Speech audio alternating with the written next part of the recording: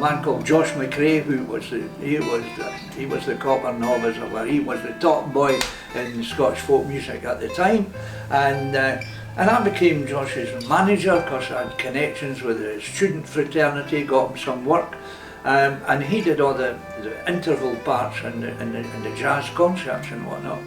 A young Hamish Imlach was in. Hamish Imlach came in, he used to carry Josh's guitar to get in for nothing.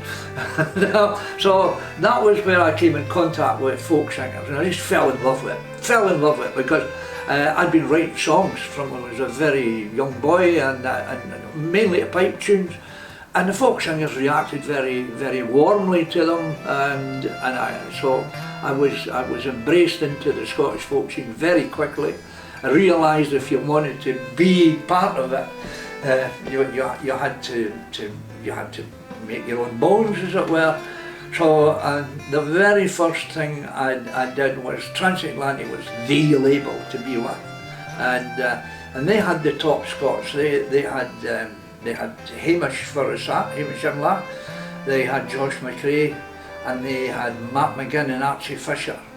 But there was a lot of Scottish folk singers wanted to get in with Transatlantic, and I thought, I've got to make a recording, and I made it for £5 2 and 6 in Central Railway Station. I went in there and you put in your £5, and you got exactly 3 minutes, and I sang one of my songs, and I sent it off to Transatlantic, and a man called Nat Josephs owned Transatlantic.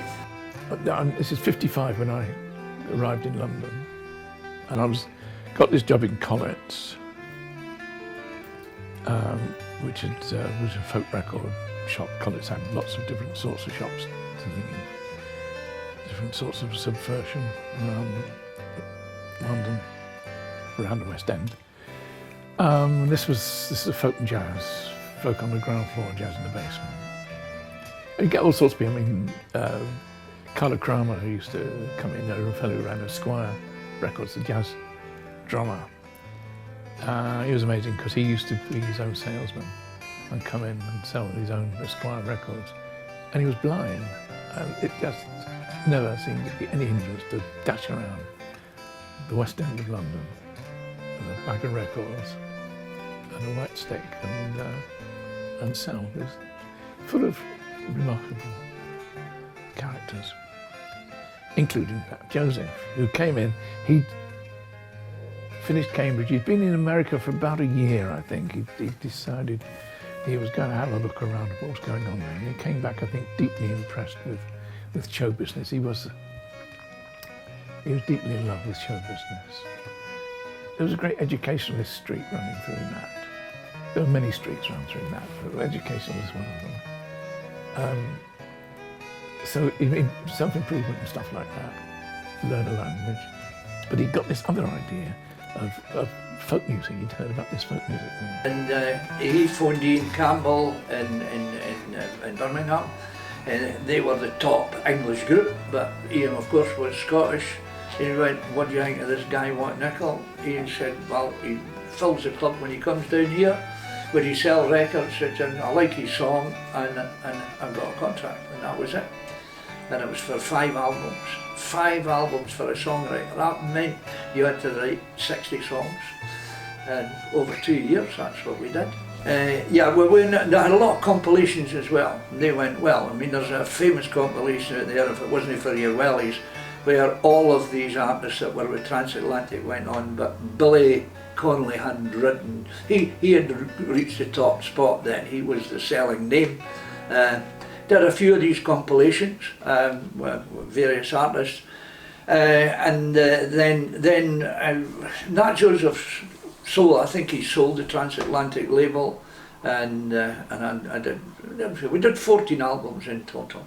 Buddy, he was a mate, you know. He was I think Hamish is the funniest man I have ever known in my life, because he got laughed at nothing, and I would have to say my sons, you know, knew of the fabled Hamish Imlach, and I remember he once came and stayed a couple of days with us, and they just spent 2 days rolling about in laughter, and they went out and then tried to tell the same stories to their mates, only to find out there was no joke there. It was just Hamish's presence. He was just he was just a jolly man, and he made everything sound like great fun and exciting fun.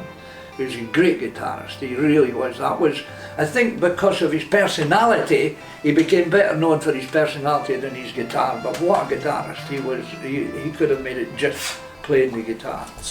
Well, my relationship with Hamish was probably a little bit different to a lot of others, because Hamish liked his alcohol. He liked a wee tipple, and I didn't drink at all. So this was a strange relationship, but we travelled together a lot. He spent time, stayed in my home for a while. I lived down in Yorkshire for a while, and Hamish was a regular visitor. He would base there when he was working in England.